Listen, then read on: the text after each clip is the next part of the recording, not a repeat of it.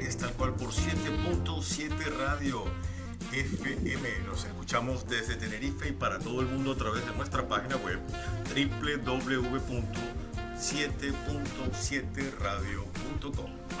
Y como lo habíamos ofrecido, del otro lado de la línea tenemos a Laureano Márquez. Laureano Márquez, filósofo, politólogo, humorista, intelectual. Yo la verdad es que no sé si Laureano es un filósofo, politólogo prestado al humor o un humorista prestado al otro bando, pero en el fondo creo que son las dos cosas. Laureano, ¿cómo estás? Bienvenido, buenos días. Hola Eduardo, buenos días, gracias por tan generosa presentación, qué amable. Un gusto saludarte. Tú sabes que yo siempre digo cuando tengo que hablar de Laureano Márquez que tú eres la mejor expresión de lo que es la canaridad y la venezolanidad, porque llevas las dos en el corazón, ¿sí, verdad? Así es verdad, yo soy una representación de ese aporte que Canarias ha dado al mundo, en este caso a Venezuela, porque pues allí me formé, de allá soy, de allá es mi manera de ser, y de aquí son mis raíces y mis ancestros, que son dos vínculos que tengo, porque con los dos me encuentro de manera particular. Sí. No, ¿y quién puede negar, Laureano, tu venezolanidad cuando, además, yo estoy seguro, y esto, de hecho, de esto que te voy a decir, seguramente te han echado mucha broma con el tema, y es, si tú quisieras ser presidente de Venezuela, podrías ser un candidato muy votado. Bueno, casualmente, yo nací aquí en Canarias, yo me fui muy chiquito, me fui después de los 7 años, según la constitución anterior, y creo que la actual, no puedo ser presidente, lo cual me libra de muchas angustias. No digas eso porque el señor que está en este momento en Miraflores, todo el mundo duda que haya nacido en Venezuela, así que... Bueno, eso sí es verdad, pero en el caso de él no importa, pero como yo sí soy cumplido con las normas, sí, pero efectivamente, Eduardo, mi alma, mi manera de ser, mi pensamiento, yo me fui niño a Venezuela, yo me formé allá y yo no sé pensar de otra manera que como venezolano. Más bien aquí me cuesta entender algunas cosas, pero hago el esfuerzo porque, soy un enamorado de Canarias, me parece que su gente es adorable y sobre todo me reencuentro con las tradiciones, que las tradiciones son muy hermosas y representan el sentir de un pueblo que tampoco la ha tenido fácil, que durante buena etapa de su existencia tuvo que emigrar buscando nuevos destinos. Entonces, producto de toda esa serie de sentimientos es uno. Sí. Laureano, ¿en qué proyecto estás ahora? Yo entiendo que el confinamiento te ha afectado como a todos los artistas, como todas las personas que viven del espectáculo, pero yo me imagino que de brazos cruzados no te quedaste en tu casa. No, para nada, por el contrario, he estado haciendo muchas cosas desde la casa, de hecho convertí la casa de mis abuelos, que es mi herencia de mis antepasados, y la he estado arreglando poco a poco en mi estudio de grabación, y de allí hago cosas como por ejemplo un programa que casualmente, Eduardo, se estrenó ayer, que se llama En Equilibrio. En Equilibrio, ¿y por dónde sale? Está en el canal de YouTube de una fundación que se llama Equilibrium Sende. Esta gente es una fundación que se dedica a investigar los problemas sociopolíticos de América Latina, pero con especial atención al caso Venezuela, porque son venezolanos sus promotores, y con muy particular énfasis además en el tema de la emigración venezolana, que la está pasando muy, muy mal en distintos países, pero muy particularmente en el contexto latinoamericano, y además muy particularmente a raíz del COVID-19. Claro, sí, yo entiendo además que es una tragedia impensable, sí. ¿No? Yo digo esos venezolanos que tuvieron que huir de Venezuela porque Venezuela estaba muy mal y que por el COVID la situación se les complicó y hayan tenido que volver a una Venezuela que está peor que la que ellos dejaron, ¿no? Sí, eso es muy trágico, de verdad. Lo nuestro es el COVID-19 es una tragedia para la humanidad, sin duda, pero es una particular tragedia para quien se ha ido en las condiciones que tú describes y que después se le mezcla, que pierde el trabajo, que pierde el lugar donde vive, y además se le añade una xenofobia particular. Entonces es una mezcla de cosas, y además una xenofobia por partida doble, porque te odian en el país donde estás sin trabajar porque no consigues trabajo, pero además tu propio gobierno te impide la entrada. Y te declara bomba bacteriológica, además. Sí, entonces es una tragedia de dimensiones, de verdad, de tragedia griega, porque es muy doloroso. O sea, yo no hago otra cosa que pensar en nuestra gente abandonada por el mundo y sobre todo con la imposibilidad de regresar a lo que es su casa, su hogar, su gente, su familia. Sí, yo creo que esto, el día que terminará, no solamente el COVID, sino la tragedia venezolana, pues en Hollywood, en Netflix, en todo eso se van a quedar boca abierta con los relatos que van a surgir de esta tragedia, ¿no?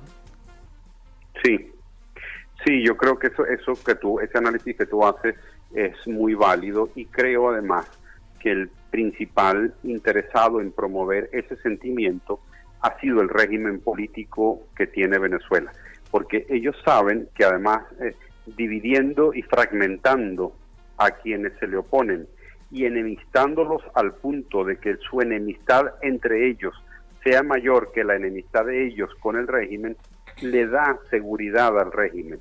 Y en ese sentido, yo siento que mientras la oposición más se fracciona, más se divide, más entra en pugna, eso al régimen le conviene. Al punto de que, fíjate, lo último que ha sucedido es que el régimen ha creado su propio partido Acción Democrática, su propio partido Voluntad Popular, hecho por ellos mismos. Es decir, el régimen está empeñado en crear la oposición que él necesita y quiere, sí.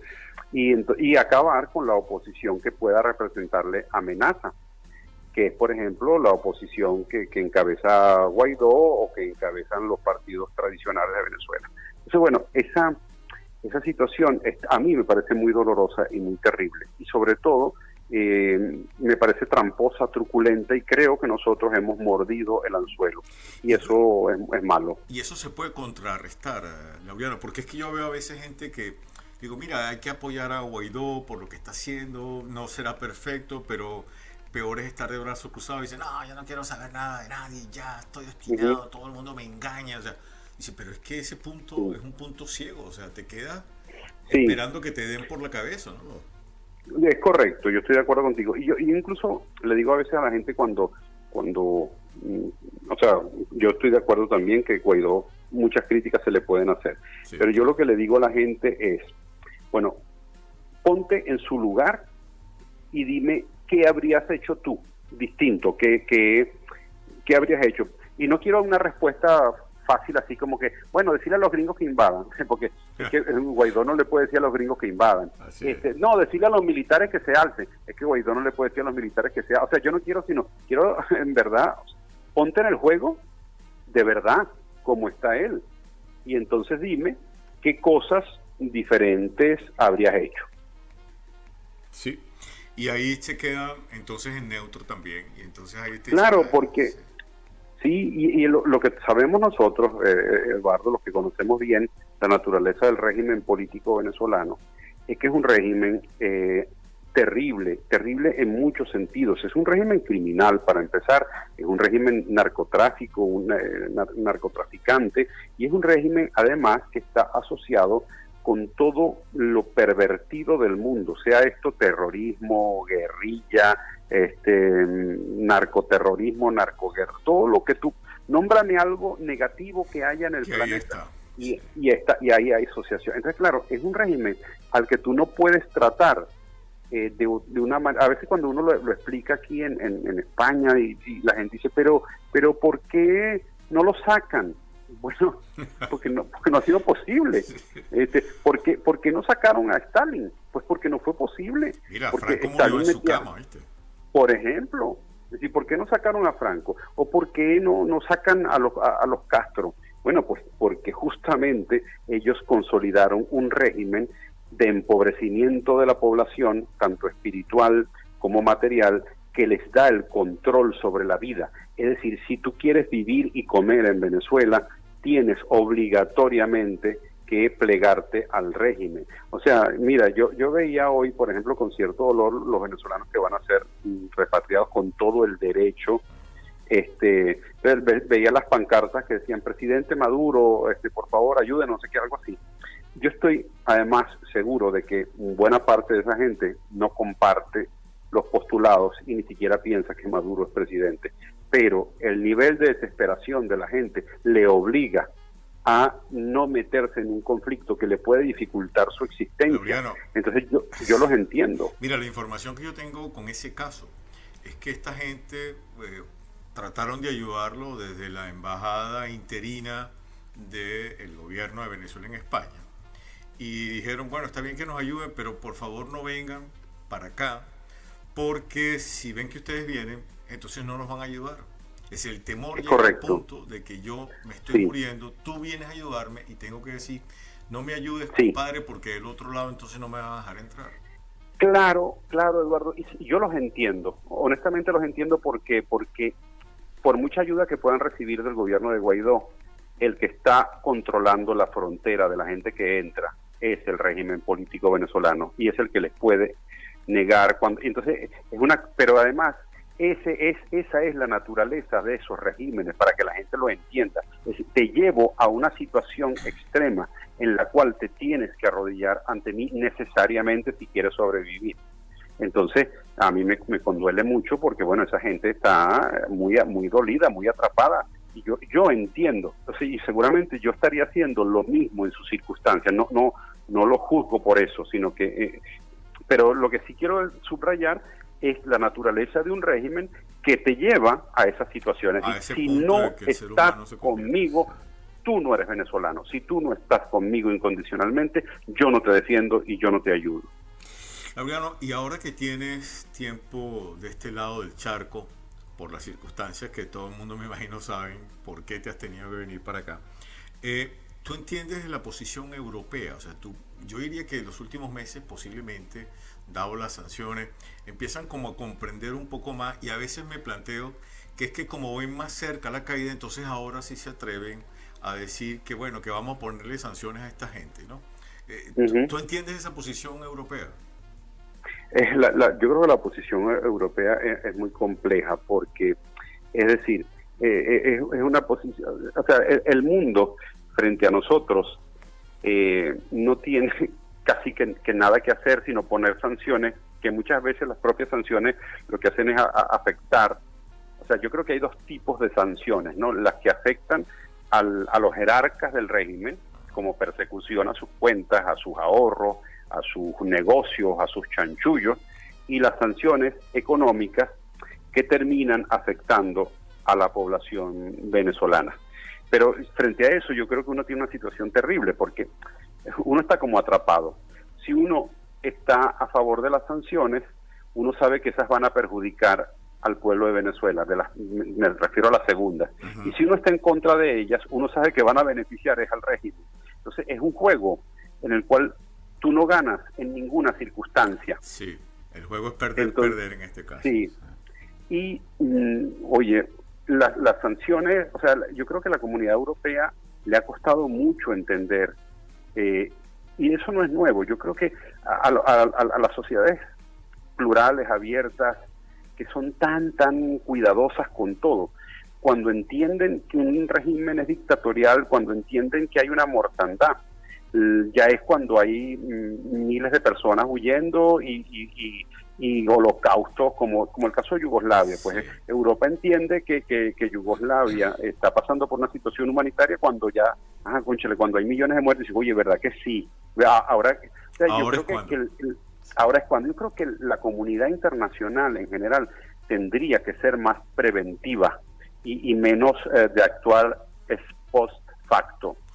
Más reactiva. Es como tirarle salvavidas a una persona que se está ahogando una vez que se ahogó. Sí, exactamente. ¿No? Exactamente.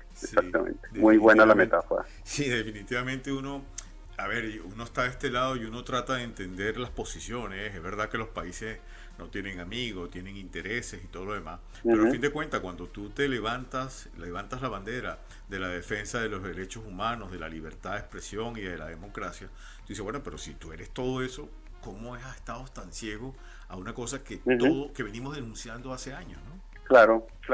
exactamente, exactamente. Tardan. Sí. Es muy lenta la reacción internacional y bueno, por eso también yo pienso, una de las cosas que discutíamos cuando estudiábamos ciencias políticas en la Universidad Central es si el derecho internacional es derecho, porque para que el derecho sea derecho, en realidad una de las condiciones es que haya amenaza del uso de la fuerza para que eso sea derecho. Entonces, claro, en la comunidad internacional es un tema muy complicado el tema de la fuerza, porque estamos hablando de países que son soberanos y cuando se usa la fuerza se han hecho pues mecanismos muy particulares, como el tipo de cascos azules, que son fuerzas como más de paz que de intervención, etcétera. Pero hay regímenes, como el caso del régimen venezolano, que uno sabe que solo la fuerza lo puede mover. Laureano, la verdad es que lástima, se nos acaba el tiempo. Desearte mucho éxito en todas las actividades que estás haciendo.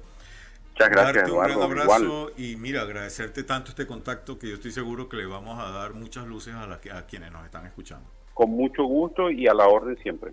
Gracias, Laureano. Un abrazo. Un abrazo.